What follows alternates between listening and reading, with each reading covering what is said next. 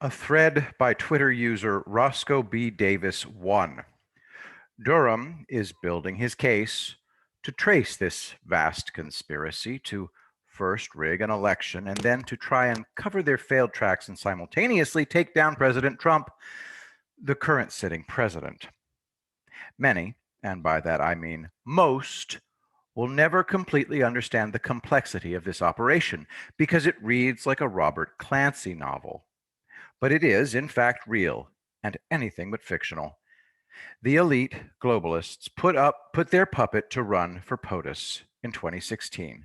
They went all in to try to ensure her election, including abusing the Five Eyes network, illegal domestic spying, and surveillance, as well as foreign operatives. They had all their bases covered, they thought.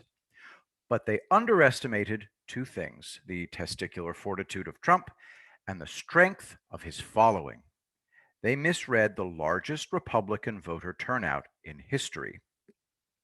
She was never supposed to lose. These elitists could never imagine that this carnival barker showman from reality TV fame could ever be the Pied Piper of the Conservative Party of lame duck voters. They did the same thing with Ronnie Reagan. They underestimated him, and he won in a landslide against a weak incumbent. Hillary, for the most part, was an incumbent in their eyes. She'd been around forever and undefeated. She had the multi-billion-dollar war chest, the big money donors, the TV networks, the Hollywood elites, the Obama administration's DOJ, FBI, intelligence community in her corner. Again, she was never supposed to lose. For 3 years, the outsiders have been screaming, "What's taking so long?"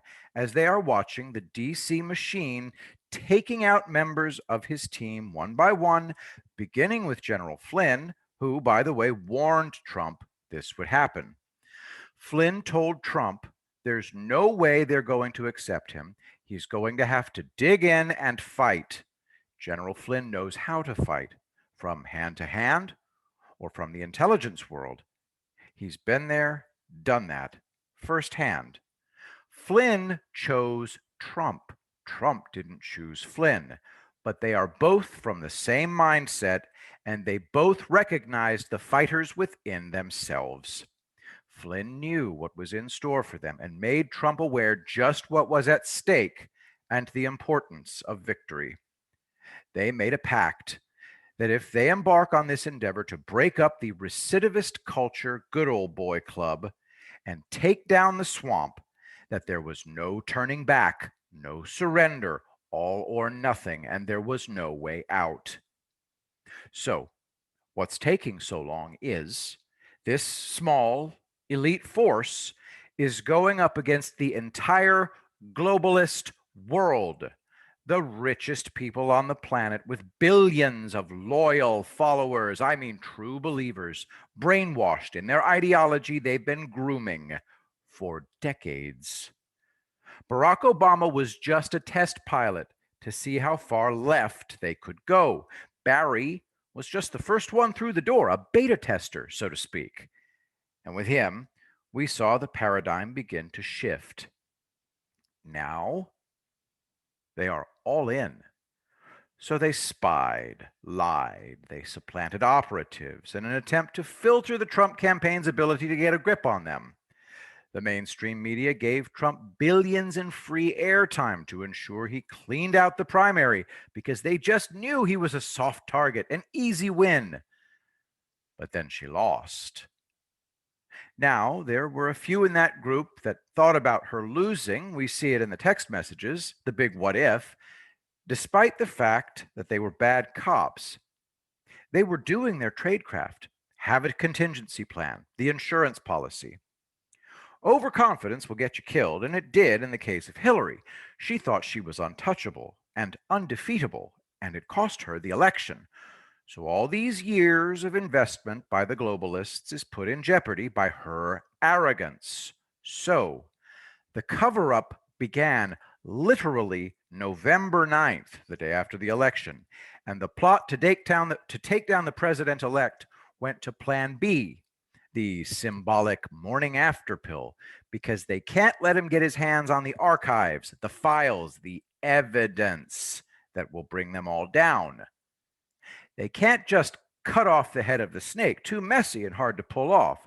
Trump was no wallflower. They had been after him for years, and he has great fighting instincts.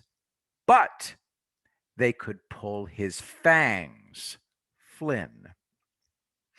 What was their very first move? Take down Flynn and cripple Trump, taking out his army commander while simultaneously blindfolding Trump to the inner workings of the intelligence world. He lost his tracker, his scout, the one who knew where to look. Luckily, Trump had retained close allies like Devin Nunes, who was the head of the House Permanent Select Committee on Intelligence, and though still a rookie, he knew enough to keep informed and pay attention to details. But being in Congress limited what he could actually do other than shed light. Flynn's small elite force was in place like his intelligence team of Ezra Cohen Watnick, Derek Harvey, Michael Ellis, Rich Higgins, and his commerce strategists like Peter Thiel, David Cattler, John Eisenberg, Kenneth Juster, and Kevin Harrington. Flynn was assembling a team of deputies to get the National Security Council back on track to do what was originally intended, and not the political hackery the previous administration had turned it into. And this, the NSC down to less than 50 or possibly 25. Despite popular belief that it was this small team headed up by Ezra, who sniffed out that Obama was spying on the Trump campaign, and a female analyst who let Ezra know that Mike Rogers was going to make his pitch to be CIA chief. Ezra knew that would be disastrous. Rogers was career NSA, and because it was the NSA that was the hub of all this spying, the NSA is the cesspool of the swamp. Snowden exposed just how bad it was in 2013. I don't approve of how Snowden did it, but I understand his position. He was with Booz Allen, an embedded contract analyst who saw the toolbox and what the NSA was doing with it and panicked. Snowden was young and, from his point of view, surrounded and thought he had nowhere to turn. So he fled. Problem was, he went to our mortal enemies, and that's a problem. But regardless, what he exposed was true and important to what is going on in this case. Ezra knew Rogers was making a play for a promotion to CIA chief in the new administration, informed Flynn, and the general set up a meeting in Trump Tower to first introduce his protege to the president-elect and let him inform Trump he was being spied upon and who and how it was being done. Rogers made his pitch that evening. Trump said, "We will take it in consideration and get back to you." The timeline was misread by outsiders, thinking Rogers told the president-elect he was being spied upon when he already knew that earlier that day. Cohen Watnick works in the shadows, stays off social media, and sticks to what he does best: analyze intelligence and make strategic planning portfolios. Ezra had portfolio strategies to take down Iran and China the Obama administration scoffed at. When Trump was sworn in, Flynn put his team in place in the National Security Council, and immediately they recognized what a problem there was in the West Wing, more than what they had earlier expected. And when the FBI came after their boss and took him down, Ezra knew he had to find a confidant to get this info to. Ezra Cohen Watnick passed on this intel to Michael Ellis, who in turn set up a SCIF meeting. SCIF is a special room that can't be spied on. A SCIF meeting with Nunes, who Flynn felt he could trust from their time together on the transition team. And they let Nunes see the evidence of the spying on Trump. That set the House Permanent Select Committee on Intelligence, HPSCI, in motion to start down this long road. And Ezra knew with McMaster in place, he wasn't long for this world as far as the National Security Council goes. McMaster purged the NSC of Flynn's team and filled it with more swamp. But the FBI struck, and we all know about the takedown of Flynn and how they entrapped him with a completely fabricated charge, forcing him out and causing him to have to defend himself with Sidney Powell's help. Then the swamp countered Flynn with H.R. McMaster, playing on the fact that Trump was enamored by being surrounded by generals, and McMaster fit the bill perfectly to go in and clear out Flynn's team. This was a misstep on Trump's part, but things were moving fast and it wasn't thought through. McMaster attempted to replace Cohen-Watnick with CIA official Linda Weisgold, the author of the infamous Benghazi video talking points and member of the Benghazi Dream Team, a group of intelligence community analysts assembled to counter the Benghazi investigation headed up by Trey Gowdy. That didn't fly because she was too openly partisan, a Hillary Obama loyalist, and would just never pass muster, and McMaster knew it. So he had to search elsewhere, while Ezra was gathering intel and setting up evidence time capsule for Nunes. McMaster finally replaced Ezra with Michael Barry due to his vast experience and thought he was a team player and a swamper. However, Barry didn't last long because they had forgotten his ties to Eric Prince, a Trump ally. So he ended up back with the CIA. But the National Security Council was infiltrated with people like Fiona Hill, the Vindman twins, etc. McMaster appointed Joe Biden's former right hand, Eric Ciaramella, as his number 2, expanded the National Security Council to over 300 members, the opposite of Flynn's goal to reduce it below 50, closer to 25.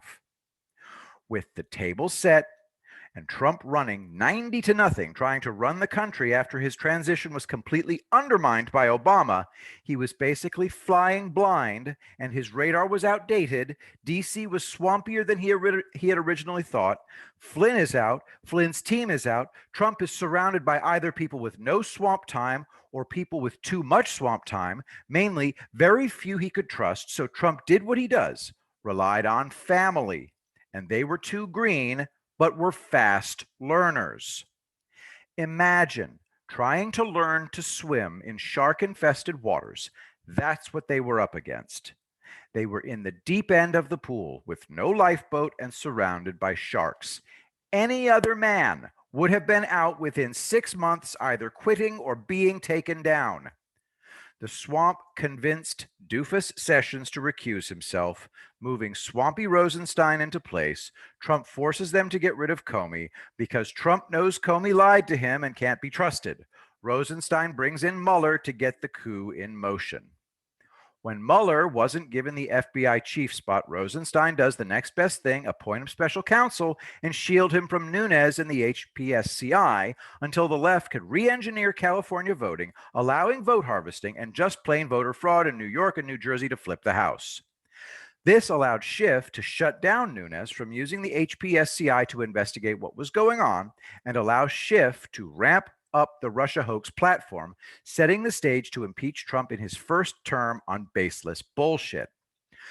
But Nunes stayed the course behind the scenes with his congressional investigators. However, he's limited with what he can do other than complain and write letters. Durham is the key. Durham has teeth. So when everybody was pissing in their pants over why John Ratcliffe was just now sending declassified documents over to Durham on Thursday, they just wouldn't listen to reason and experience and fell into the fear porn pool grifters panic over nothing. If anyone thinks that Durham is that far behind in this investigation, that he's just now looking at documents, you should seek help soon because you aren't thinking clearly. Walk away from the fear porn grifters and think for yourself. Durham doesn't need the documents declassified to look at them. He has top secret or special total top secret clearance, as does his team. But the 23-person grand jury panel doesn't.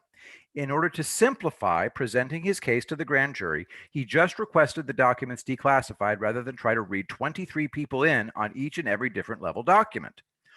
So, after sifting through the millions of pages of evidence that are in play here, Durham chooses the documents he needs to present his case and sends a grocery list to Ratcliffe on what he needs declassified, and the order is filled and returned.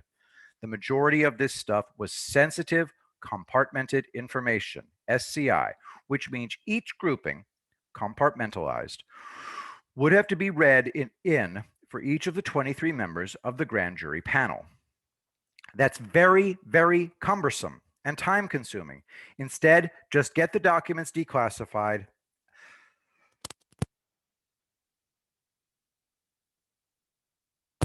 Excuse me, had to cough there.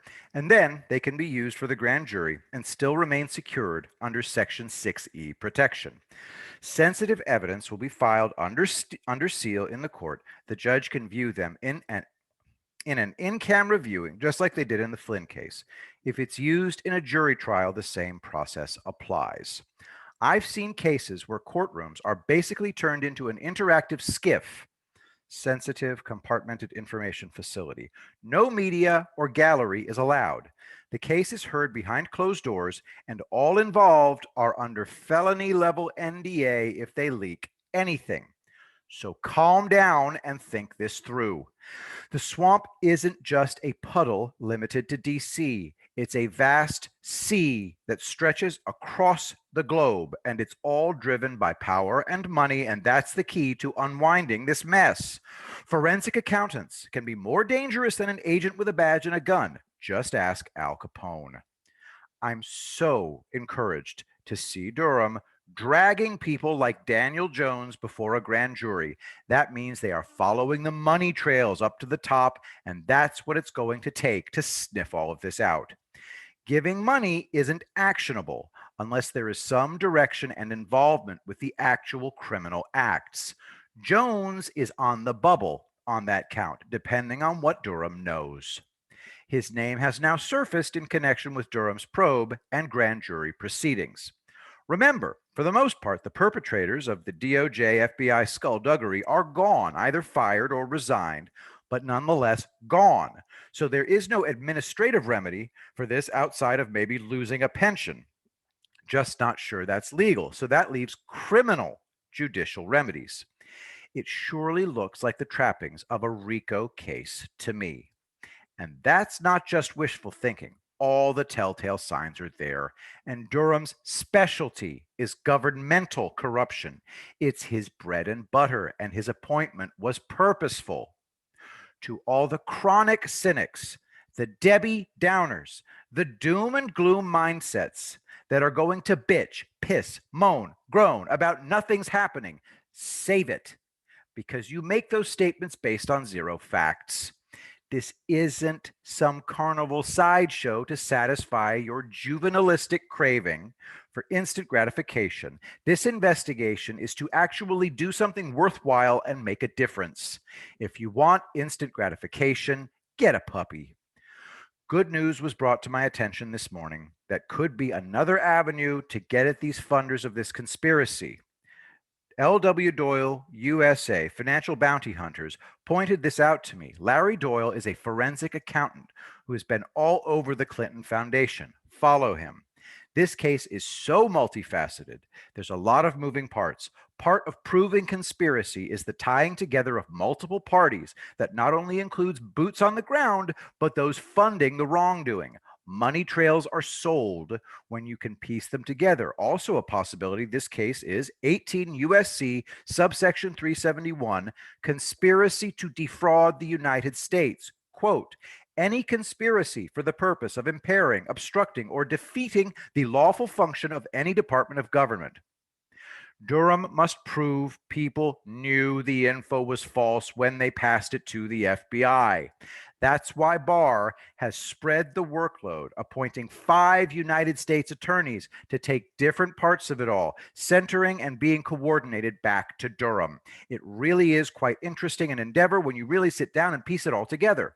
The origin is the original hoax that Trump was colluding with Russia is part of it, but the whole claim that the DNC, DCCC, and Hillary were even hacked by Russia at all pushing that claim into the FBI and it being a complete fabrication is looking more and more evident. And for years, I've been pointing out how all these perpetrators and funders all pivot on Perkins Coie. They were the go between for everyone: Obama, Fusion GPS, CrowdStrike, Clinton Foundation, Hillary Clinton campaign, DNC, DCCC, everyone. Money changed hands through them. Also, hopefully, people like Larry Doyle are looking into how involved they were with the hack, quote unquote, of the DNC. Their clients included Google, which owned the largest stake in CrowdStrike before they went public, the DNC, Hillary's campaign, multiple Obama organizations, and many others. You take out Perkins Coie under a RICO, everyone else falls, but easier said than done. You need someone on the inside that they can flip. And Perkins Coie is a tough nut to crack. But all this cash flow going through their firm to all of these coup plotters is glaring. All involved are their clients. And the key to kicking all this off was the claim of hacking put up by CrowdStrike to anchor the Russia narrative. And the FBI and intelligence communities went with it based on their report of the hacking, and they blocked the FBI from looking at the servers. When has the FBI ever just run with a scandal of that magnitude based on a private third party's word?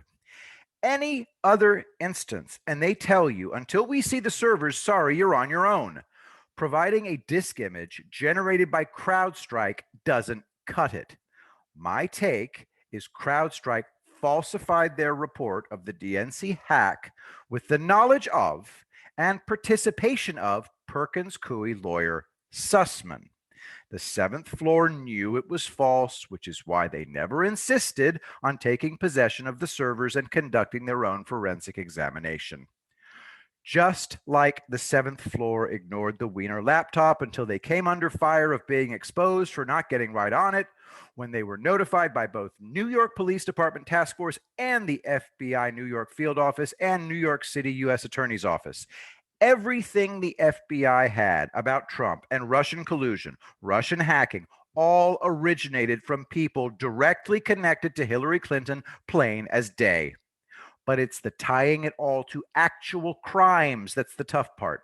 With document destruction, hiding evidence, it's a real mess. Even though it seems easy to tie together in your mind, it takes documents and witnesses, sometimes only one flipper at the right level. But it's not what you know, it's what you can prove. Especially if you're trying to take down one of the most powerful law firms in DC on RICO.